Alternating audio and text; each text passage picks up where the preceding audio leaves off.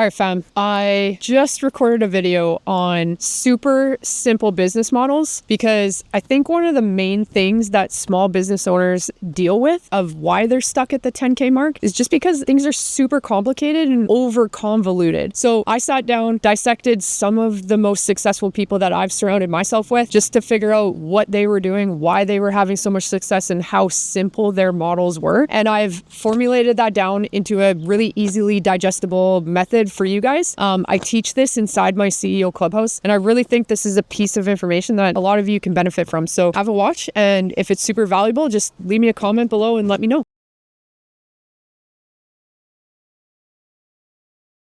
All right, fam. Today, we're doing a whiteboard session today. The thing that we're going to work through today is how to build a super simple, and like emphasis on the word simple, business to 30K consistent months, but more so how to build this business in a simple method so that it works for you. That's kind of the overlying theme that I wanted to cover. I've been having a ton of conversations about this, and like, quite frankly, this was something that blew my businesses apart for the better over the last 4 to 5-ish years in both of my businesses that I've run. This is why 99% of small business owners are struggling to get past those initial 10K months. And I mean, I was there in my other business as well. And that is often a sticking point. And it's usually because we're trying to do too much of the wrong things. So what I really want to go through is just kind of help you change your mind on maybe how you've built your small business currently, and just to look back through things and see if there's any opportunities to make changes, make amends, just get more granular and strip away the fat on some of the processes and the outlines that you've built into your business. Here's kind of the thing. Starting point. Stuck and stalled. And I'm gonna tell you this from my point of view, because I remember the moment that it really just washed over me, and it was so sobering to finally come to the conclusion of like why this was happening to me. Okay, so here's kind of the story. The first thing is I was kind of stuck in that 10 to 15K a month range. Now, if you're new here, my first business that I owned, I started a gym as a 20-year-old. That was 15 years ago. Knowing nothing about business, knowing nothing about how to run a business, how to make a business profitable, any of those things, I somehow told myself that I would figure it out. And for the first 8 years, we had a wild ride, but I had dug some really big holes. And one of those holes was just being at this $10,000 to $15,000 a month range and just not really knowing what to do in order to change that. But yet things were getting more expensive. I was hiring more staff, so I had to pay more staff. Building expenses were going up. We were moving. So there was all these variables, but I was stuck in this $10,000 to $15,000 a month range. And I just really didn't know how to get out of it. The other part of that is I was working a lot, like a ton. We're talking 40, 50, 60, 70-hour work weeks. And that's a combination of like boots on the floor, running all the sessions, working with all my clients, and then doing all the actual like business things that needed to get done. It was 4 a.m. until 10:30 at night, sometimes later, day after day after day. And I know that you guys can relate to that. I know that there's probably a lot of you listening to that are running lifestyles like that. And the thing that I can tell you over the last 15 years is like, you cannot sustain that race. And so at this point of where I kind of figured out this simple business model, I was kind of at my breaking point. Like, I was not 20 anymore. I didn't have the energy. I had a family. I had other priorities that were just pulling at my attention. I knew that this needed to change. All right. So add to that, you're stressed. For me, there was money issues. It wasn't just that I was stuck at that $10,000 to $15,000 range. It was, I had $50,000 of debt in the business, and then my own personal debt of like student loans and things like that. So the debt was clawing, and I was super stressed, and I was super tired. Like, this race, not sustainable. It is exhausting. And the more exhausted that you get, the harder it becomes to just convince yourself that you can continue doing this. I don't know about you, but like having that conversation with yourself over and over and over again really makes it wearing and just strips the fun out of every reason that you started your business for, right? So add in the debt. That was a huge problem for me. And then kind of the thing that really hit me at this point is that my input into the business was not related to the output. Like, the output was not representative of the amount of the input I was putting into the business. And so that, like, if I could highlight any piece of this, it's that part. And we think that the storyline is work more, do more things, like add more volume, more. That is the biggest piece of bullshit. I am so against the hustle culture, so against it. And I mean, this video, this whole concept that we're going to go through today is going to show you exactly why. Because more doesn't always equate to better, and more does not always equate to more efficient. The common theme here is we want to build a super simple business model so that the work and the input that you are putting into the business is actually creating more output, exponential output compared to the input you're putting in. And so here I was in this position, just like not getting what I needed from the business, and I was putting in way more than I was getting. Now, the kind of turning point here, or the thing that just slapped me across the face with a super hit of sobriety, was I started paying attention to other people who were doing better than me. So one of the first things I did was I hired a mentor. It took me 8 years to figure out that, hey, I have coaches for fitness, for basketball, for everything else. Like, why shouldn't I have a business coach? But my ego was in the way. So I hired a mentor, and being surrounded by other people who are doing better than you, like, that is addicting. And so to sit down and simply listen to their stories and figure out all of their models had a very similar common theme to them. And that theme was simplicity. Now, these people were doing 30K, 50K, 80K, 100K, some of them a lot more than that. But no matter how big their business got, when you stripped away everything, it boiled down to being absolutely fucking simple, just so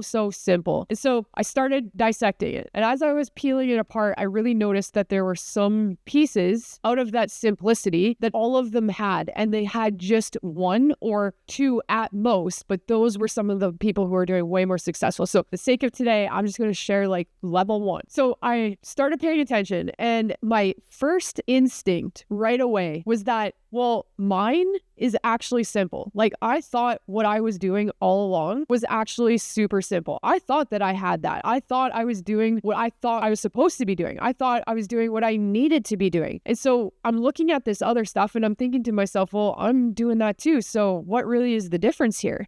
But the problem is that it really wasn't simple. The point is that if it's simple, the input should equal the output at minimum, or it should increase your output exponentially. Well, you guys can't even see that, but I put a little in there. It should increase your output exponentially. And so when I looked at the data of these other guys and what they were doing, and I looked at the data of what my business was doing, and comparatively, I could see that it was black and white, that my definition of simple did not match the actual data that was showing me what simple did. That was kind of the lesson that I took at this very moment, is that you hear simple, but you don't necessarily understand what simple means. And that lesson was super sobering for me. So I pulled out my whiteboard and I started drawing out each of their models. I drew out how they acquired new clients. I drew out what happened internally to get those leads to turn them into clients. I drew out what it looked like to take their clients and help them get success. And then I turned around and I figured out that they were actually drawing the success of their current clients to provide fuel to turn leads into prospects from their own. So it was like this circular feature that they were working through. And then when I went back to my model and I went to map it out, it was all over the freaking map. And that's what I mean by I thought I had simple, but it actually wasn't. And so what it looked like is 15 different acquisition strategies all happening at the same exact time. I was trying to be on Facebook. I was trying to be on Instagram. I was trying to be on LinkedIn. I was trying to be on YouTube. I had like 100 different lead magnets. I had different call to actions on every single piece of content that I was putting out. And it was always having to be new stuff being created over and over and over again. So I really was doing a lot of things, probably below average, instead of just doing one thing exceptionally well. And so that was kind of like, holy shit, I am everywhere and I don't need to be everywhere. I just need to be in one place. The next thing from here is that I had like, and I mean, 10 is maybe exaggerating, but I had 10 different offers going. It meant that I had this program they could do. I had this offer they could do. I had this thing they could buy. And every month it was something new and different, and always having to create some new way to try and lure people to come and work with me. And that sucks. What that does is it just means that you really have no promise. It means that when people are looking at what you do, they can't actually tell like what is the main thing that you are going to do for them. And just making that one specific thing and you being so fucking good at delivering on that thing. If somebody sat down and said like, what do you do? I would just give them this massive list of all these things I could do for them instead of saying, this is exactly what I'm going to do for you. And so having a bunch of different offers just means that like your one main promise is super, super convoluted. Okay. The other thing is that it was different for everyone, meaning that no matter what they came in and they started talking to me about, I might give them a different option and I might give someone else a different option. And it was always a different path to get started in working with me instead of the same path, because I knew exactly what I could deliver on and I knew exactly how to deliver that. But everybody was going down a different path, which made the delivery of my service incredibly complicated. And the lesson here is that if it's complicated for you, it's most likely complicated for them. So imagine what they feel when they don't know what the next step is or what's going on, because it's complicated for you, so you can't even explain it or show what is the next step, okay? The other part is that because it was different for everyone, no one was getting the results, or if they were getting results, they were half-ass results. They were wins because maybe that person came in not starting from anywhere, so any progress is progress, but it wasn't as dramatic as it could be because I didn't have a promise and I was trying to give too much away in 15 different directions. And so I was getting half-ass results, which made it tough to show proof that what I was doing was actually working because I just couldn't collect enough social proof. And so at the end of the day, it left me with the question is this actually working? I mean, if you've ever asked yourself that question before, to have to say no to yourself, that is, man, wow, that is a super hit to the ego to be like, shit, this isn't working. What I'm doing is not working. And although we're getting some results, we could be getting way better results, but right now, what we're doing is not working. And so at that point, I wiped the whiteboard clean and I decided we're starting from scratch. And so when I took the model of simplicity that all of these other business owners were using, that's when it really, really changed for me. Okay. This is what I call the CEO stack. It contains a few important steps, but these are the primal focus points that if you go all in on these steps, this is going to be what moves the needle for you and gets you out of that $8,000 to $10,000 stuck range that you're in right now. So it looks like this. The very first part is you need some form of capturing attention. So naturally, this might look like your short form content. What are you going to do on your short form content and where are you going to show up so that you can simply just focus on being awesome at that platform and being awesome at the language of the marketing that you're putting out. Okay, so short form is first. From there, if you are new to the channel, you are going to hear me talk about email marketing all the time because this is probably one of the most overslept on pieces or tools in your small business.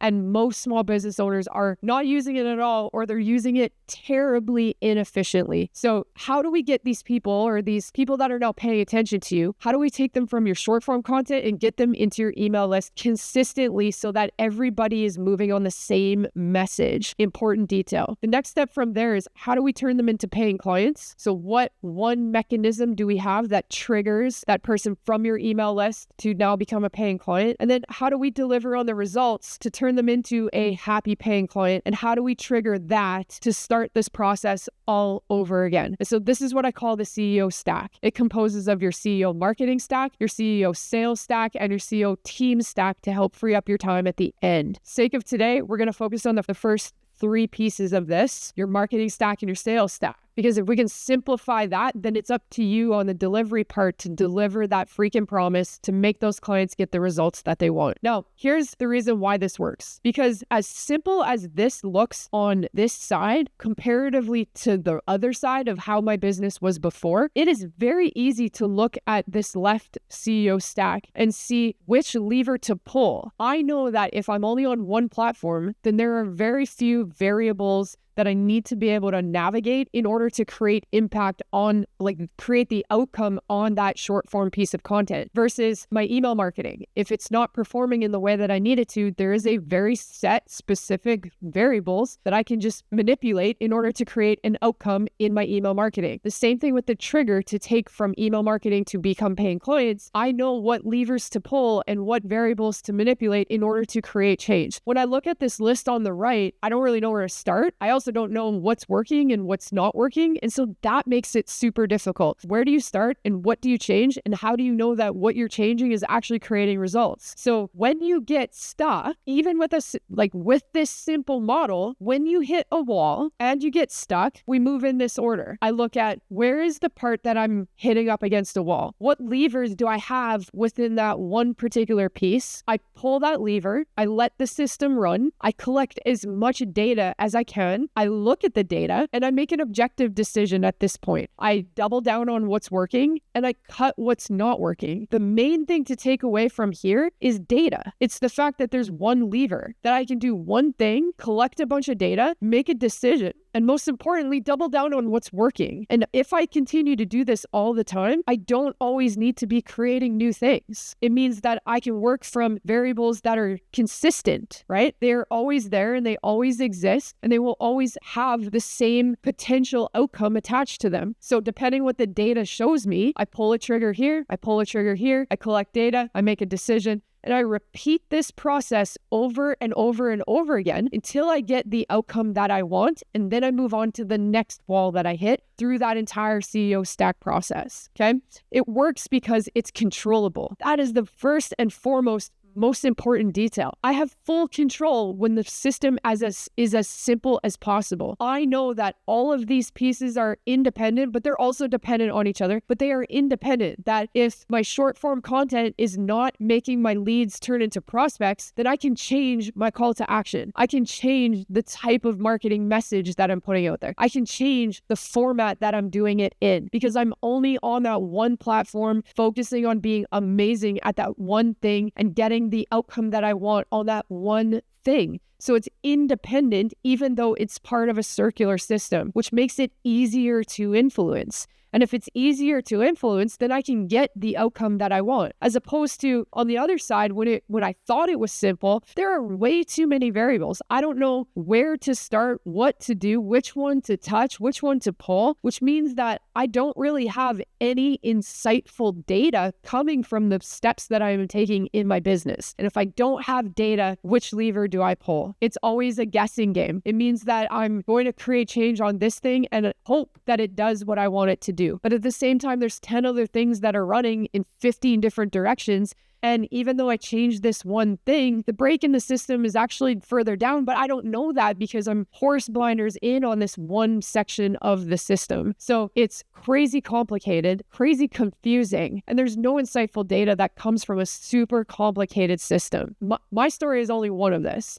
The actual important stuff is being able to teach this to others and have them get the same outcome. And that's exactly what we do inside the CEO Clubhouse. My clients learn how to build this simple system step by step by step. You can take Andrea, who owns a nutrition coaching business. And when she entered into the CEO Clubhouse, she was only making $1,000 a month working with online clients. And now she's pulling consistent 10K months. She's on her way to a $15,000 month this month. And that is super exciting. And it's simply because she knows exactly what platform, exactly what triggers to pull, and exactly how to convert them. Same with Kim. When Kim walked in her home rental business, they were making $0. They had super unprofitable, they owed debt, and they had an unbooked calendar ahead, which was terrifying for them. She focused on Facebook, the way she communicated, and how she started conversations. And just those three things alone brought 30K days to her business. Unfucking real. And that leaves me with Carrie, who runs a VA business for gyms. She started out $1,000 a month when she came in, and simply just learning how to market, how to convert, and how to keep her clients longer, changed her business into $15,000 months on the regular. These guys are just a small portion of the success inside of the CEO Clubhouse, but they are taking these exact same steps. Super simple business flow, one step to the next, to the next, to the next. Focus on just one thing in each of those processes. And so this is what it looks like. Short form piece of content. This can be Instagram, Facebook, YouTube, whatever it might be for you. One trigger mechanism to get your leads to turn into prospects inside your email list. So we get their contact information, and then we have simple structure and flow to our email content system. And once we have strategic and intentional content being nurtured to them on a consistent basis on our email generation system, then the trigger becomes, how do we get them to become paying clients? What is our conversion mechanism? So that might be like a consult for you, might be on the phone, might be on Zoom, it might be in person, or maybe you sell like an offer doc where you just like put all the details of your business or your program out onto one document. From there, how do you actually deliver on your results? So what is the promise? And can you showcase the promise? And when we showcase the promise, that brings us back to the beginning, that we can say, hey, I helped so-and-so get this result by doing these steps, and here's how you can do it too. And now funneling that story into your marketing and restarting the chain along the way. The one most important part that I didn't cover is the cadence. This is the most important part. And when I look back through all of those stories of the business models that I was dissecting, this was the most important detail. You are nothing without volume of reps, meaning it's not more. It's have the model be super simple and just do it long enough so that you have enough data to see what's working and what isn't. And now when I say long enough, that isn't 1 day, 1 week, 1 month, a couple of months. It's 1 year. Do this for 1 year, and I guarantee your business will exponentially grow just because you are doing it in a simple manner. You can control what levers you're pulling, and you know what variables to manipulate. When you have those things in front of you, the outcome is entirely up for you to decide. All right, so 1 year. That's the cadence. And that's how we go from being stuck at $8,000 to $10,000 a month, working 60 to 80 hours a week, to having consistent 30K months on 3 to 4 days a week, whatever that means for you. A couple of hours, full days, 1 hour. For me, it's 90 minutes, Tuesday, Wednesday, Thursday, and that's it. That's how I've built 100K months into my business and how our clients have built consistent 30K months. If this was useful for you, I'm going to drop the videos for Carrie, Andrea, and Kim just across the top here. You can watch their storylines and see how their businesses are built so simply. And then I'll also drop this video, and that's the entire roadmap to the 30K system. I hope this was useful. Share it with a friend. Otherwise, thanks for hanging out with me.